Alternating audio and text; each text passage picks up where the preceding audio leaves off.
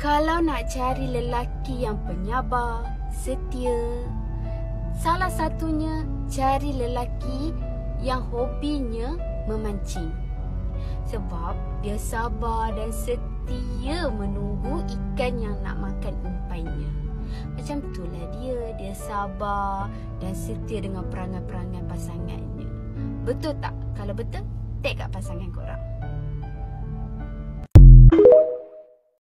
Kalau nak cari lelaki yang penyabar, setia, salah satunya cari lelaki yang hobinya memancing. Sebab dia sabar dan setia menunggu ikan yang nak makan umpainya.